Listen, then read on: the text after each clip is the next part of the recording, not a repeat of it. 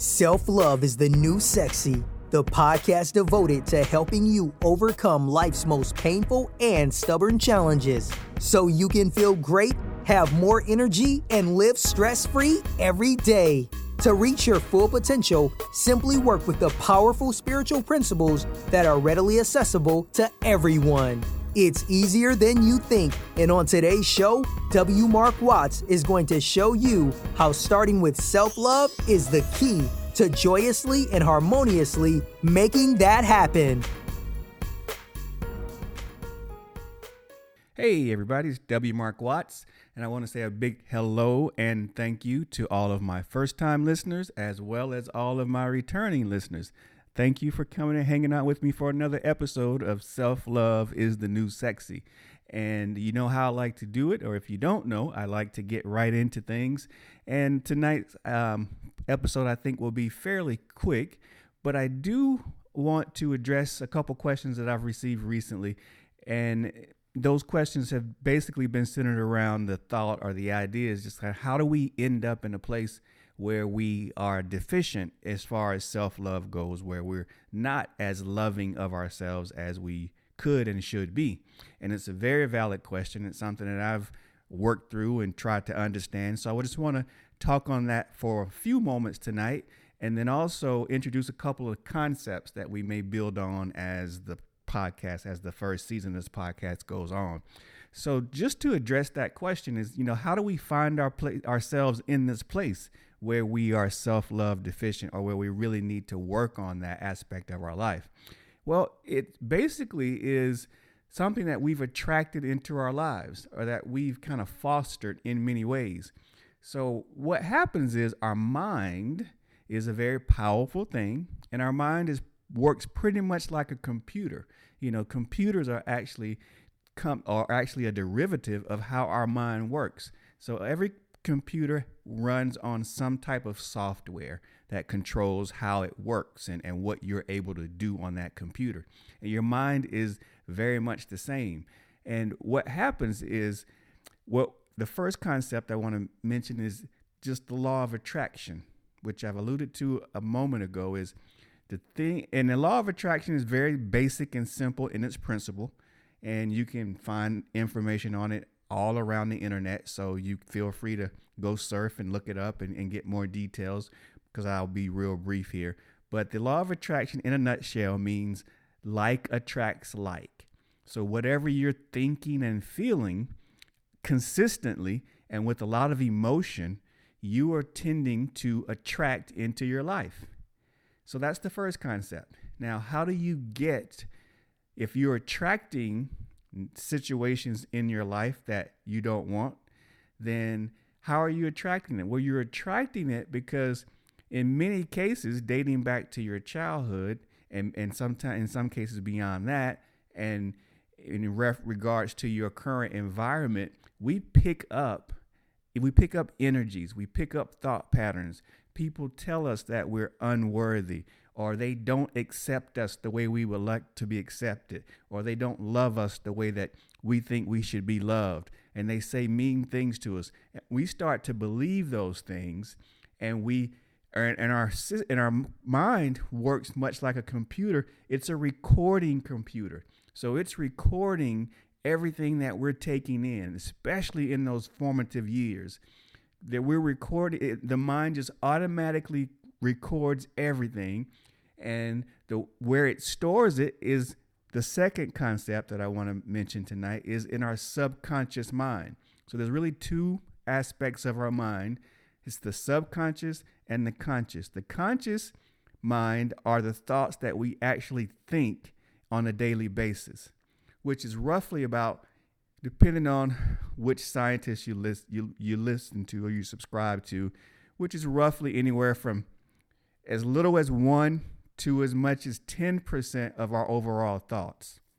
Now, the subconscious mind, which is the bear of the two, controls anywhere from depending on who you listen to, 99 to anywhere from 90 to 99% of our thoughts every day.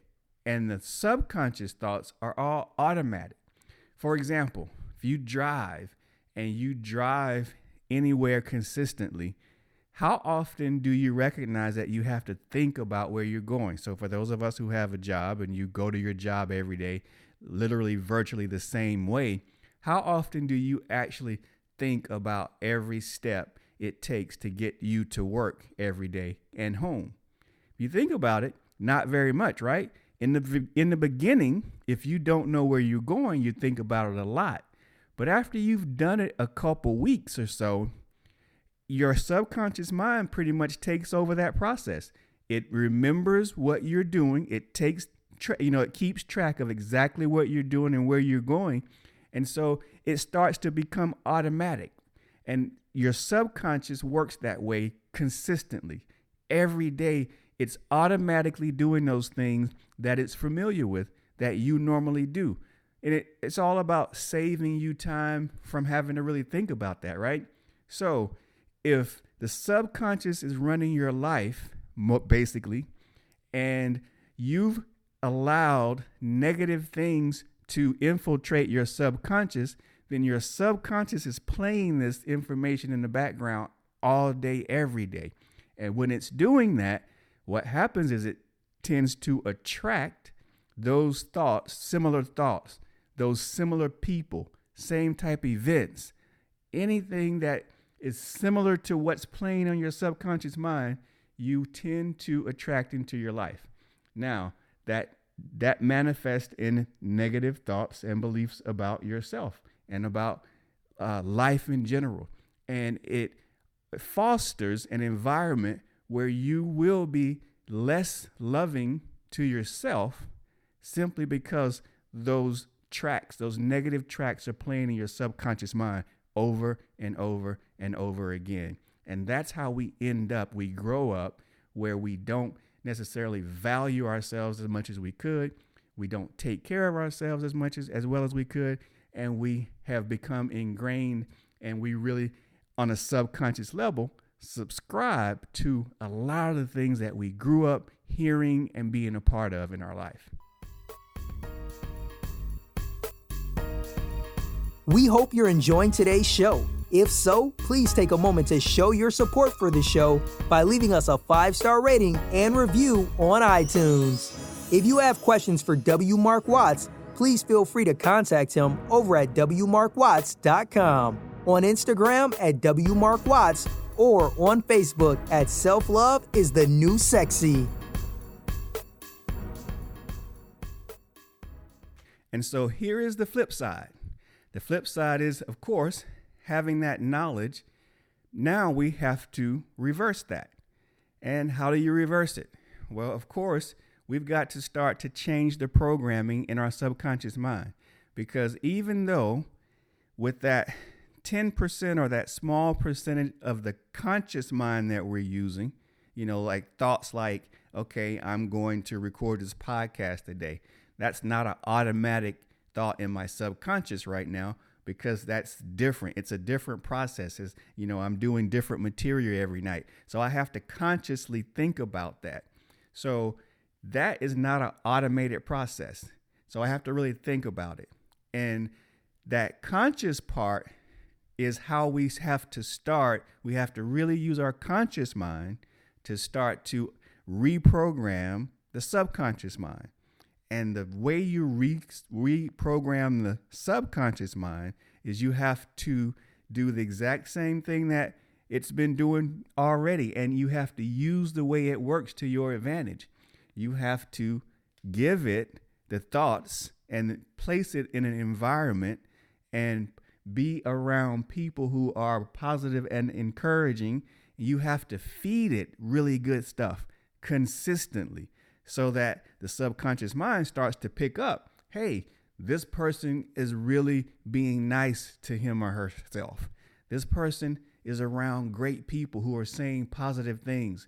She's reading books that are encouraging, that are fun. She's laughing a lot. She's doing things that really get her excited and make her happy.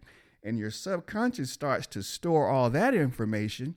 And so now as that information starts to take over the things that are already there, they become, the old data starts to get pushed to the side, and the new data that you're putting in starts to take the forefront. And now, as you increase your vibration and your emotional attachment to those great things, those good things, your life, just again, by the law of attraction, you start to attract more of those things in your life, more of those good things, more of those people, more of those positive events, more of those things that are in line with who you are and what you want to feel and what you're focusing on each and every day.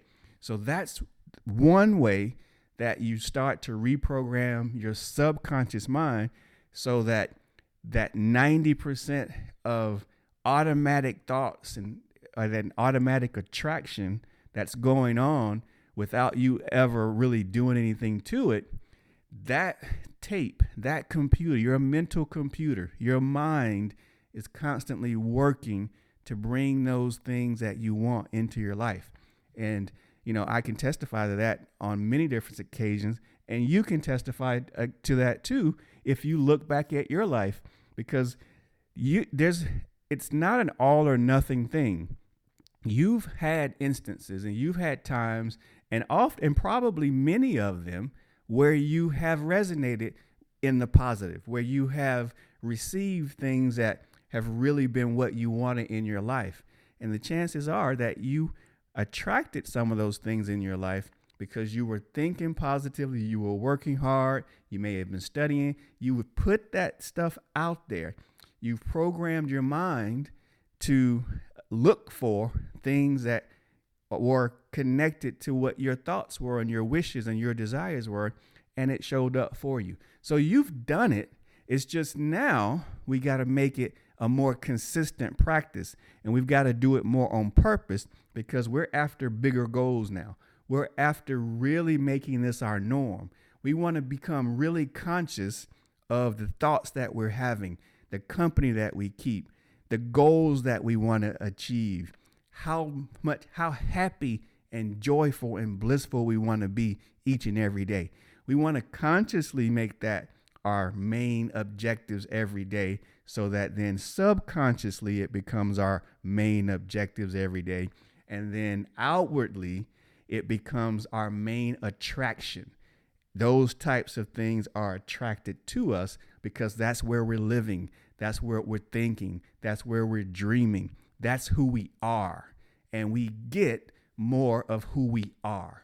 And so when you can become that super loving, super blissful, super happy person consistently, you will start to attract more of those like things consistently into your life each and every day.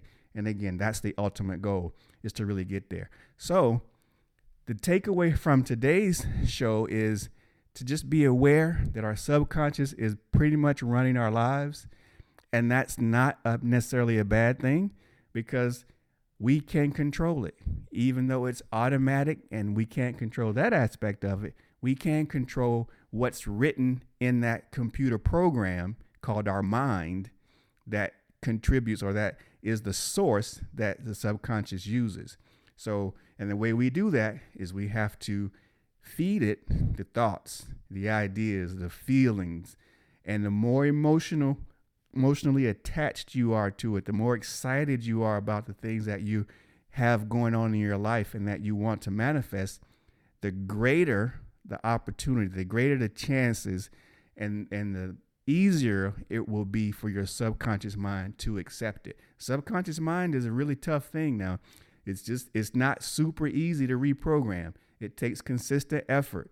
And again, your emotional attachment to your new thoughts and new ideas greatly affects how quickly you're able to reprogram your subconscious mind. But that's the ball game.